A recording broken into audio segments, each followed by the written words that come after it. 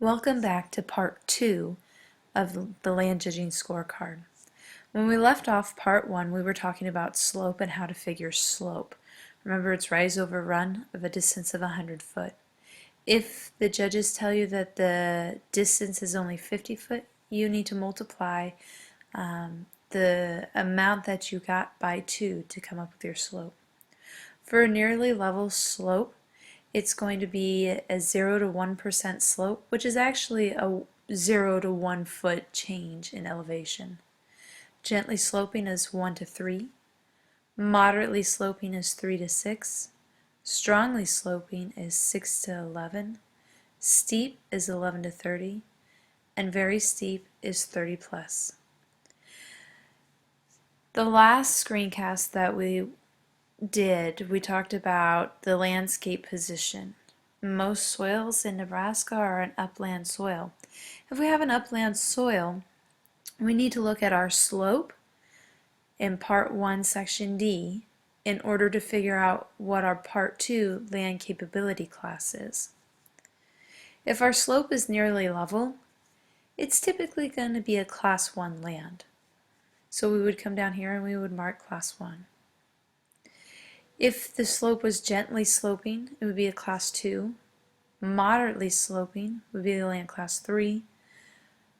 Strongly sloping would be a land class 4. Steep slope would give us a land class 6, and a very steep slope would give us a land class 7. Those are important to know because our land capability class is part 2, and it affects how we do our recommended land treatments in part 3. On thickness of the surface, we're looking to see how thick our surface actually is, and that's the topsoil. Remember, there's 3 distinctions between the topsoil and the subsoil. For the topsoil, it's going to be darker than the subsoil, so there'll be a color change. There's also going to be a structure change. As you scrape the soil and catch it in your hand, it's going to go from a granular texture to more of a blocky structure as you get into that subsoil. Also, it's going to have a little bit more resistance in that subsoil due to the amount of clay that you typically find in subsoils. And so you'll drag your pencil through the ground down the soil or the profile, and once you get resistance, then you know that's going to be your horizon change. A thick soil is going to give you a 12 or more inches. Moderately thick, it's going to measure out to be between 6 and 12 inches. And a thin soil is going to be 0 to 6 inches. That's all the topsoil that you would have. As we look at erosion, we're looking at how much soil or topsoil is actually missing. You're going to take the original topsoil thickness given down here in the field notes, subtract the thickness of the surface to figure out what your erosion is. Let me see if I can find it actually written out for you.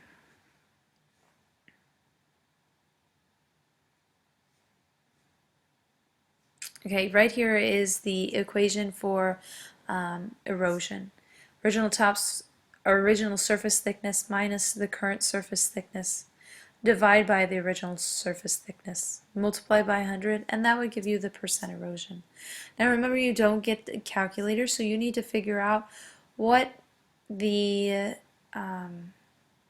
difference is in that amount and create it to be a 25 and a 75% change. Those are our numbers that we're most worried about, because a none to slight erosion is going to be a 0 to 25% of the soil is missing. A moderate erosion is going to be 25 to 75% erosion, and a severe erosion is going to be 75% plus. So anywhere from 75 to 100. A very severe erosion is going to be 75 or more, and there's going to be gullies present. So if we look at it, if the judges give us an original topsoil thickness of, let's say, 12, and our thickness of surface is, let's say, 8, we can tell that our erosion factor is going to be between our about moderate. We know that 12 divided by 4 is 3.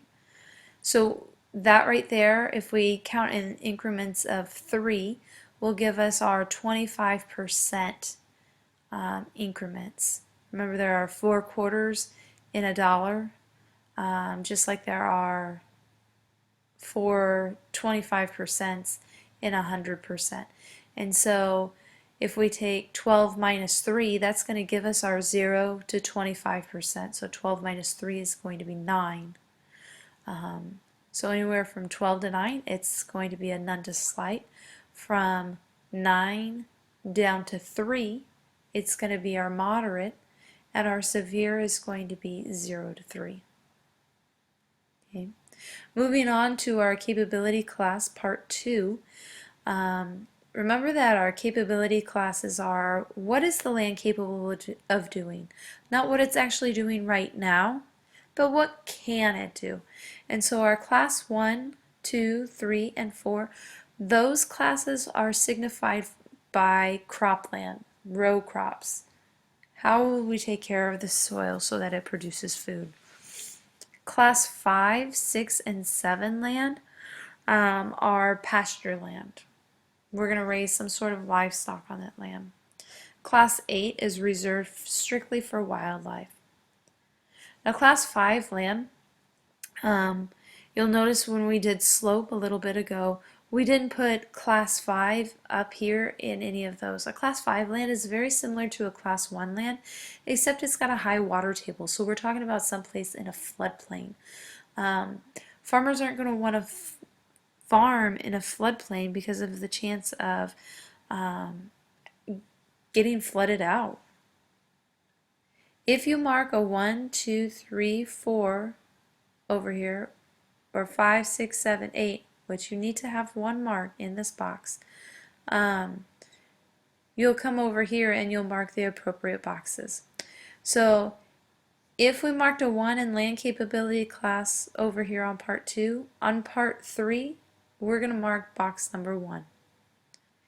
If we marked a class 2, we're going to mark box 2 over here. If we marked a class 3, we'll mark a class 3 over here.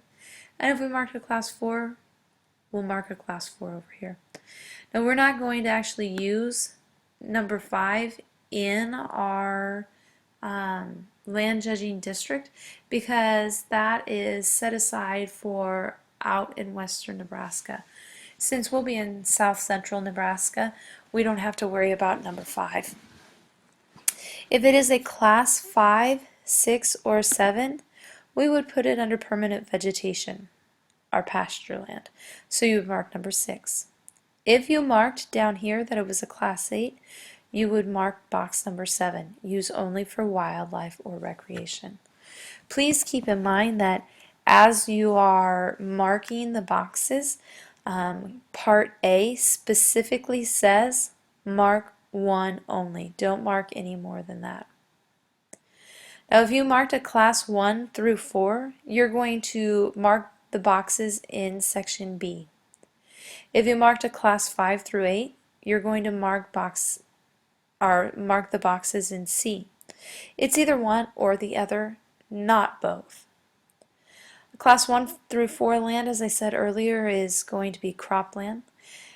And classes 5 through 8 are the rangeland and wildlife.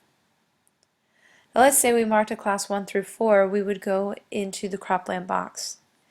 8, 9, and 10 are automatic markings for cropland. We need to make sure that we practice conservation tillage. We don't want to lose that precious topsoil. We don't want to burn the crop residue, and we want to make sure that we're returning all crop residue to the soil. Because of our placing in the South Central District, we do not mark numbers 11 or 12. Those are set aside for coarse textured soils and found out in western Nebraska. If we mark number 13, there's terrace and farm on the contour, it's because it's greater than a 2% slope. So as we figured out slope in part 1, and we figured out that it's at least a gently sloping, if not steeper, we're going to mark terrace and farm on the contour. Now if we're going to terrace and farm on the contour in number 13, we need to maintain terraces on 14. If you're going to have the terrace, you need to take care of the terrace. Number 15 says establish or maintain grass waterways or tile outlets. That's reserved for anything with a slope of greater than 1%. On number 16 it says construct a diversion terrace or sediment basin. If the judges told you down here in the field notes information that there was an overhead water problem, then, and it's a class 1 through 4 land, you're going to mark number 16, construct the diversion terrace or sediment basin. Now notice in here we have construct a terrace. If we construct terraces, we need to, number 14, maintain terraces. So if you mark 13, you're going to mark 14. And if you mark 16, you're going to mark 14. But there will never be a time where you mark 13 and 16. If you mark 16, you don't mark 13. Box number 17 says no mechanical treatment is needed. That's if you don't mark anything in 13, 14, 15, or 16. You would mark 17. So for sure 8, 9, 10, and then at least one of these other marks, if not more than one. Section C talks about rangeland and wildlife. Number 18 says use prescribed burning. That's going to be for any class 5 through 8. That would be an automatic marking. Number 19 says mower spray for weed control. That's really only for classes 5 through 7. If we see a weed problem, we're talking about problem weeds like thistles. Number 20 talks about controlling brush or trees. That's again for a class 5 through 7 land, but only if we see woody perennials being a problem. So cedar trees and other types of brushes that you might find. Number 21 says proper pasture and range management. If it's a class 5 through 7 land, that's an automatic marking. If we're going to have a pasture, we need to take care of the pasture. Number 22 says establish recommended grasses and legumes. That's if we don't see any, or I was going to say any grass, but if we see bare spots, or let's say for instance the farmer is farming it as a row crop, but it really should be a rangeland, we need to establish those grasses. Now if we mark 22, we need to mark 23. If we're going to establish the grasses, we need to make sure that we don't use the land until the grasses are ready. I'm going to stop there for now because I know I'm going to run out of time before I get done with the rest of it.